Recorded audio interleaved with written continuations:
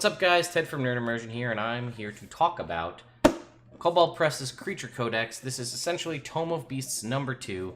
It's a very thick volume. I have the collector's edition here, tons of new monsters, and I'm here specifically to talk about what's a monster that's getting a lot of attention on social media. One of my personal favorites, the Kobold Swolbold, right here on page 240. And the reason that I'm so excited about it is that's actually the monster that I created for Kobold Press's Creature Codex.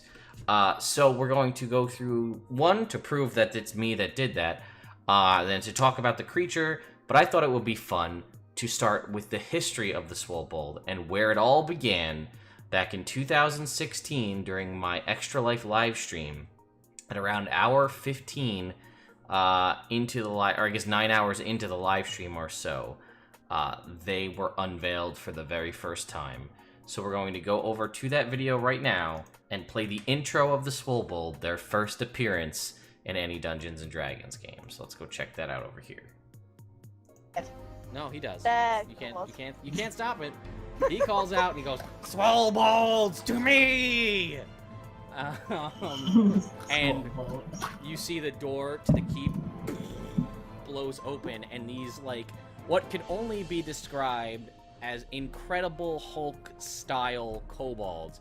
Which, again, kobolds are about the size of a halfling, so for them it's maybe the size of, like, a dwarf, but they're, like, jacked. Like, their muscles are, like, huge, and there is... let me tell you how many. 12 Swolbolds come... and, like, they're moving almost like the Hulk, where they're, like, jumping and approaching you guys, because you're still a ways away from them. But they ended up bounding and jumping, and they make it into the woods where you guys are with their Hulkian speed. And they all kind of, like...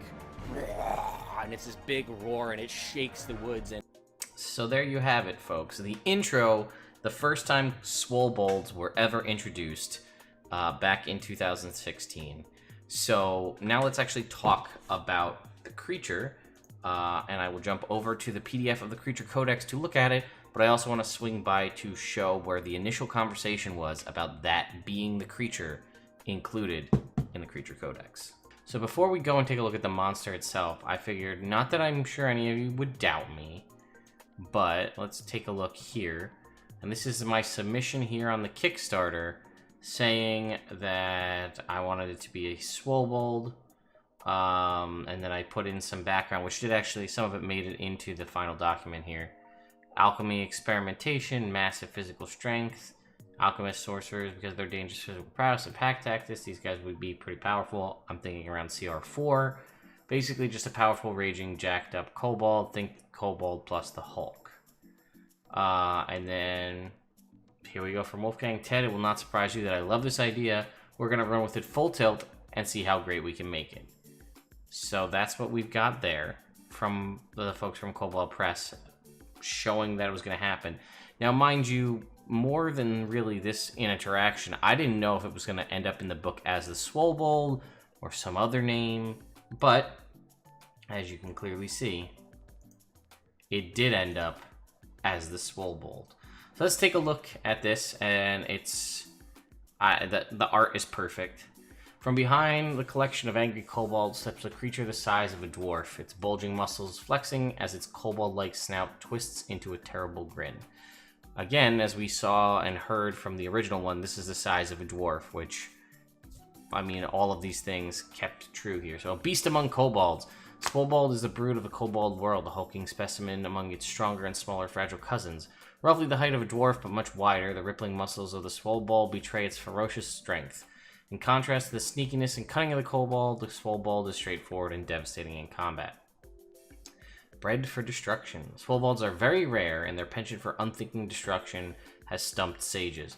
Some theorize that Swolbolds have been bred by evil wizards and arcane experiments gone horribly wrong, something that you saw before there. Others state that dark gods revered by kobolds gift these monsters to tribes particularly fervent in their worship. Others still conclude that carefully crafted alchemy transformed normal kobolds into these beastly creatures. Regardless of the Swolbolds' origins, experts agree on one thing. You don't want to meet a Swolbold in a dark subterranean lair. Fighting style. The oh god, I don't even know how to say that. I don't know how to say that. Whatever. The Swolbold allows them to shrug off most mundane blows. Their preferred fighting style is to crush the life out of their foes rather than stabbing and cutting like their smaller cousins. Their girth makes fitting into normal armor difficult, so their tribal leaders often create piecemeal armor for them. Scraps of metal plates held over vital areas with bits of leather or rope. One or two Swolbolds may accompany a larger force of kobolds acting as the vanguard of an attack. The larger creatures act as battering rams and moving shields, allowing the smaller kobolds to use their ranged attacks and devious tactics to the greatest effect.